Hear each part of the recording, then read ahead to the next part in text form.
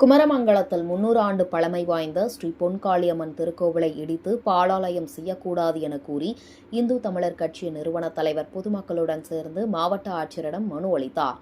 நாமக்கல் மாவட்டம் திருச்செங்கோடு அருகே குமரமங்கலத்தில் அமைந்துள்ள 300 ஆண்டு பழமையான ஸ்ரீ பொன்காளியம்மன் திருக்கோவிலை பாழாலயம் செய்ய இடிக்கக்கூடாது என கோரி இந்து தமிழர் கட்சியினர் மாவட்ட ஆட்சியரிடம் மனு அளித்தனர். தமிழ்நாடு அரசின் இந்து சமய அறநிலையத்துறை ஆணையர் வழங்கிய பாழாலயம் உத்தரவை அடிப்படையாக கொண்டு வருகின்ற 20ஆம் தேதி அந்த கோவிலை இடிப்பதற்கு அந்த துறையினர் முதற்கட்ட நடவடிக்கை எடுத்துள்ளதாக குற்றம் சாட்டினர். இந்த நிலையில் இந்து தமிழர் கட்சி நிறுவன தலைவர் ரவிக்குமார் தலைமையில் 100க்கும் மேற்பட்ட பொதுமக்கள் மனு அளித்தனர். கோவிலை இடிக்க இந்து சமய அறநிலையத்துறை நடவடிக்கை எடுத்து வருவதாகவும் இதற்கு எதிரான வழக்கு சென்னை உயர்நீதிமன்றத்தில் நிலுவையில் உள்ளதாகவும் தெரிவிக்கப்பட்டது.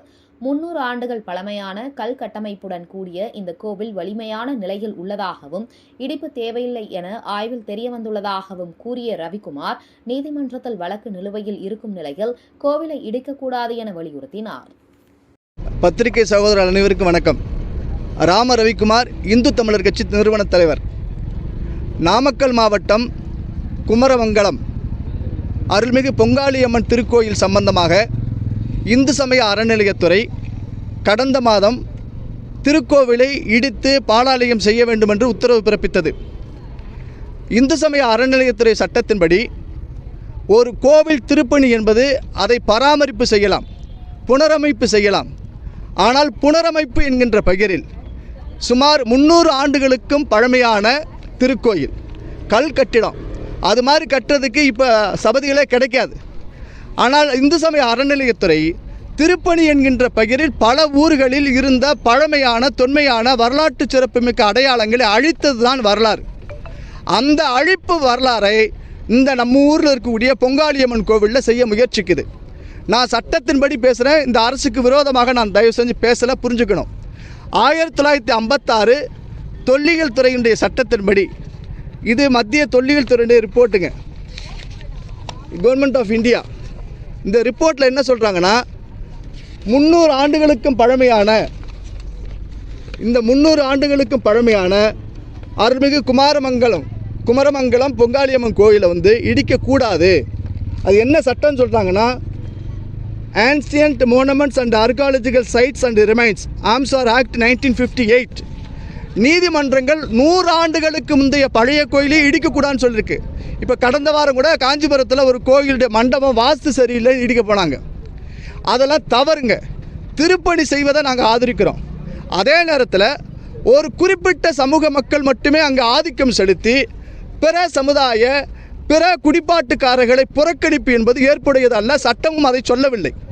சட்டத்தின்படி ஜனநாயக வழியில் இங்கே இருக்கக்கூடிய அருள்மிகு பொங்காளியம்மன் திருக்கோயில் என்பது அனைத்து அந்த கோவிலுக்கு வழிபாடு செய்யக்கூடிய யாரையும் புறக்கணிக்க கூடாது. இது முதல் பிரேயர். ரெண்டாவது, திருப்பணி என்கின்ற பெயரால் அரசியல் அழுத்தத்திற்கு காரணமாகவோ அல்லது வேறு ஏதேனும் ஆதாயம் செய்யும் நோக்கத்தோடோ நீங்கள் இந்த கோவிலை அழிப்பதை நாங்கள் தடுத்து நிறுத்துவோம். அதற்காக இன்று வழக்கு நீதிமன்றத்தில் வந்துகிட்டு இருக்கு. நாளை மறுநாள் இந்த வழக்கு வருது. இந்த நீதிமன்ற உத்தரவு வரும் வரை வேறு எந்த செயல்பாட்டையும் இந்து சமய அறநிலையத்துறை செய்யக்கூடாது. நீங்கள் சட்டத்தை மதிக்கக்கூடிய நபர்னா, நான் திருப்பரங்குன்ற வழக்கு போட்ட மனுதாரர்.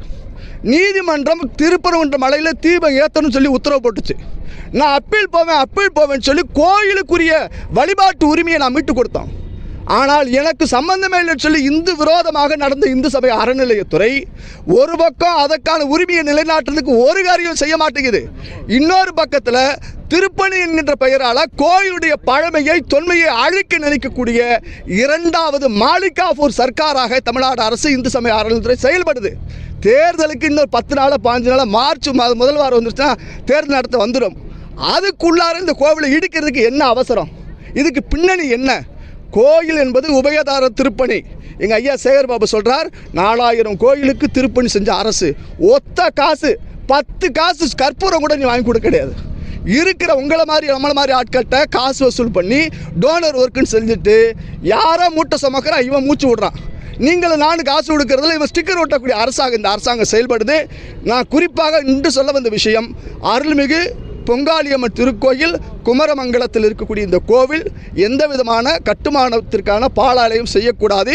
நீதிமன்றத்தில் வழக்கு இருக்கிறது.